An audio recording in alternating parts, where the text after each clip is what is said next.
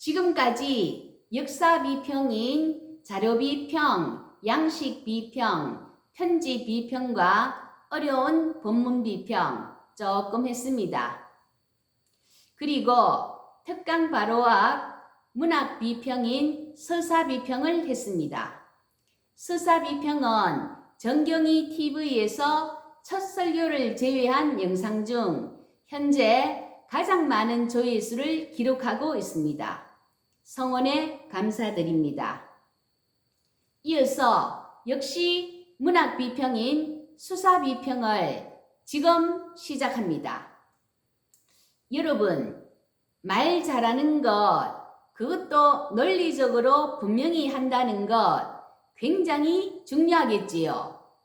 그런데 그 옛날 고대 헬라 철학의 한 분야에서 말을 통하여 연설을 통하여 청중을 설득하는 이론이나 기술인 수사학이 있었습니다. 그 당시 너도 나도 뒤질세라 돈 내고 배웠다고 합니다. 신약 성경이 기록된 시대는 웅변의 시대고 수사학 시대였습니다. 그렇기 때문에 직접 간접으로 성경 본문은 수사학의 영향을 받았다고 볼 수 있습니다.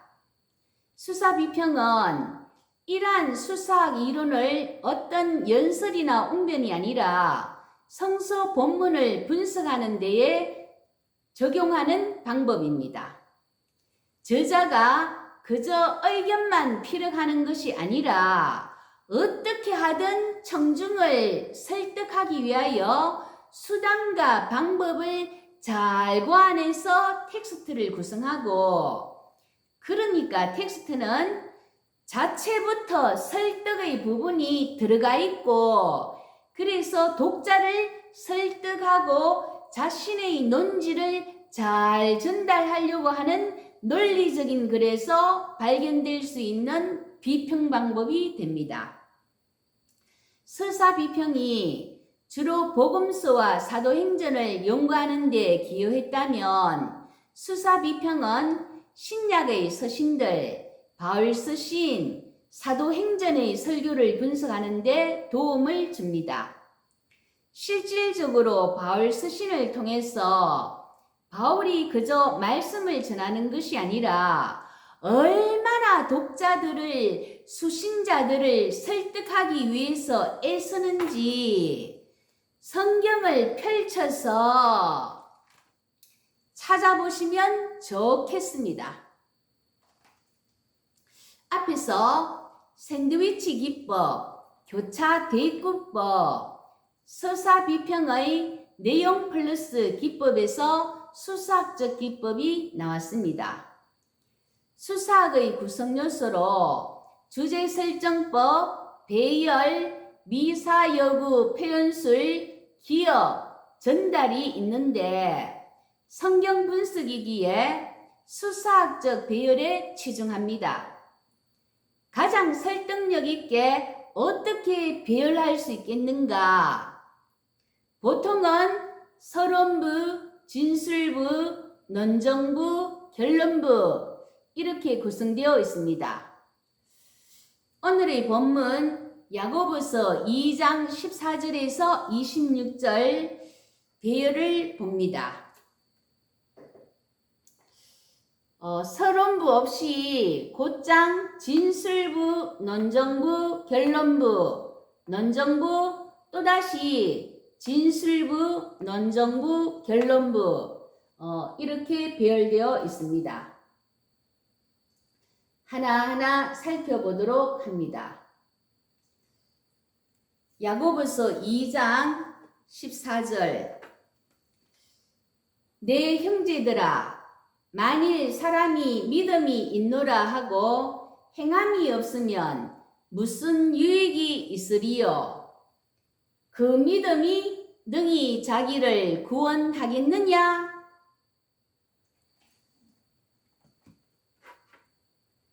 주제 제시입니다. 행함이 없는 믿음이 구원할 수 없다. 이어서 실제적 논증이 제시되고 있는데 15절을 봅니다. 만일 형제나 자매가 헐벗고 일용할 양식이 없는데 공경에 빠진 가난한 사람들을 예로 들고 있습니다. 16절 너희 중에 누구든지 그에게 이르되 평안히 가라 덥게 하라 배부르게 하라 하며 그 몸에 쓸 것을 주지 아니하면 무슨 유익이 있으리요. 행함이 없는 믿음의 무익성을 실제적 논증을 가지고 나타낸다고 보여집니다. 그리고 14절에 무슨 유익이 있으리요. 16절에 또다시 무슨 유익이 있으리요. 수사의문문을 반복적으로 사용하고 있습니다. 수사의문문은 의문문의 형식을 빌어 말하는 사람의 의도를 강하게 반어적으로 표현합니다. 그러니까 공경에 빠진 가난한 사람에게 말로만 춥습니까? 따뜻하게 입으세요. 배고픕니까? 사서 먹으세요.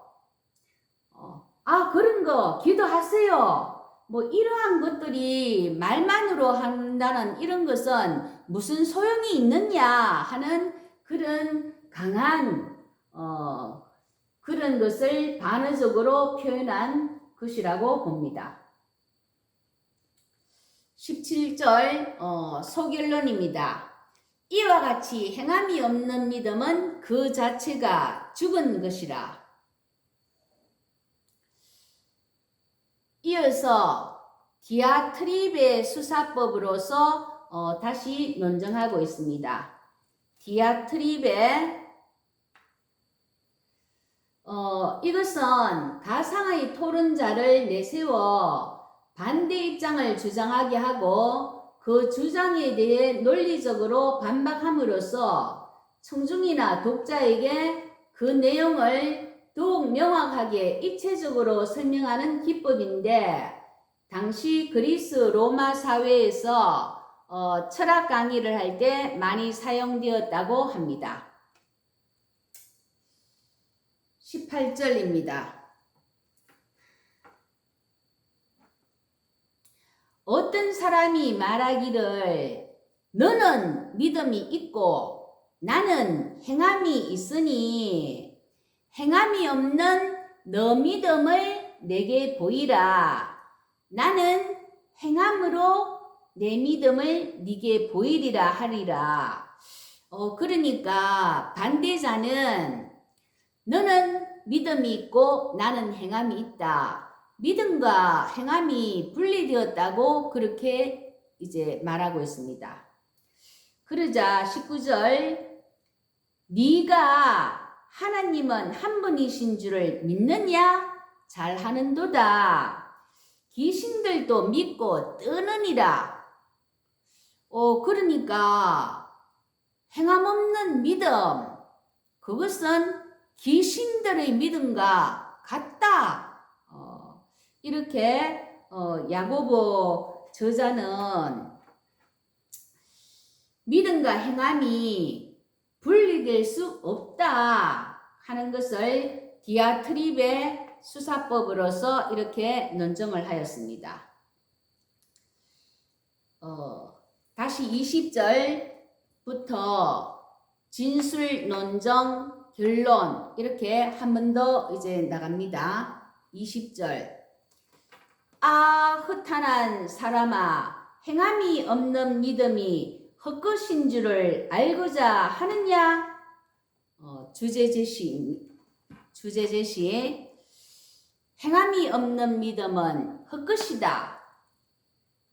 그리고 논증이 나오고 마지막 결론인 그 주제가 나오고 있습니다. 주제와 주제 그 사이에 논증이 나오는데 이때는 인클루지오 주제를 앞뒤로 배치하고 그 가운데 핵심을 담는 문학 기법인 인클루지오를 통해서 한 번 더 강조한다는 것을 보여주고 있습니다. 이번에는 성경의 구약 논정입니다. 21절에서 25절. 21절 우리 조상 아브라함이 그 아들 이삭을 제단에 바칠 때에 행함으로 의롭다 하심을 받은 것이 아니냐. 21절의 주석이 바로 22절이니까 그 관련되는 것을 잘 연결해야 되겠습니다. 22절 내가 보거니와 믿음이 그의 행함과 함께 일하고 행함으로 믿음이 온전하게 되었느니라. 믿음이 행함을 통해 이루어졌다. 또 함께 믿음과 행함이 함께 끊어지지 않고 같이 이렇게 연결된다는 것. 행함 없는 믿음이 참된 것이라고 할 수 없다. 23절 이에 성경에 이른바 아브라함이 하나님을 믿으니 이것을 의로 여기셨다는 말씀이 이루어졌고 그는 하나님의 벗이라 칭함을 받았나니 이로 보건대 사람이 행함으로 의롭다 하심을 받고 믿음으로만은 아니니라. 또 이와 같이 기생 라합이 사자들을 접대하여 다른 길로 나가게 할 때에 행함으로 의롭다 하심을 받은 것이 아니냐? 아브라함과 라합은 하나님을 선택할 것이냐? 사람을 선택할 것이냐? 그 기로에서 하나님을 선택한 사람입니다. 그들의 행위는 사람들의 정에 끌린 것이 아니라 하나님을 바라보는 그 믿음으로 한 그 행위입니다. 믿음의 조상 아브라함, 기생 라합, 지위가 높은 사람, 지위가 낮은 사람, 누구든지 믿음의 행함을 할 수 있다 하는 것을 보여주고 있습니다.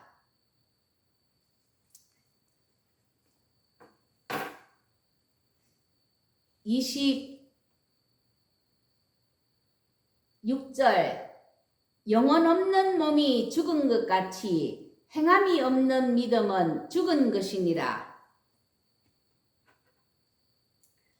자, 결론부 마지막 결론이었습니다.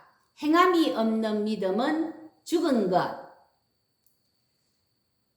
오늘 야고보서 2장 14절에서 26절 수사학적 배열을 통해서 볼 때 주제 제시, 소결론, 주제 제시, 마지막 결론. 행함이 없는 믿음이 구원할 수 없다. 행함이 없는 믿음은 그 자체가 죽은 것이다. 행함이 없는 믿음은 헛것이다. 행함이 없는 믿음은 죽은 것이다. 잘 음미하시기 바랍니다. 여러분, 말씀에 맞게 신앙생활하고 계십니까? 타성이 적고 또 말씀에 익숙해지다 보면 하나님 말씀과 멀어지는 경우가 많습니다. 그리고 다른 것을 진짜인 줄 알고 추구하는 경우가 있는데 야고보의 메시지를 들으며 자신을 점검해 봐야겠습니다. 믿음이 단지 어떤 교리에 대한 공허한 말잔치로 전락되어서는 안 됩니다. 행동하는 믿음, 강력하게 선포되어야 합니다. 믿습니다 하는 것은 바로 믿음에 따른 행함입니다. 믿음이 참된 것이라면 행함은 반드시 나타나기 마련입니다. 믿음과 행함은 분리될 수 없는 불가분의 관계입니다. 나 새벽 기도했어. 나 작정 헌금했어. 봉사했어, 뭐 했어 등등 행함이 마치 공로나 업적처럼 생각하는 것도 잘못입니다.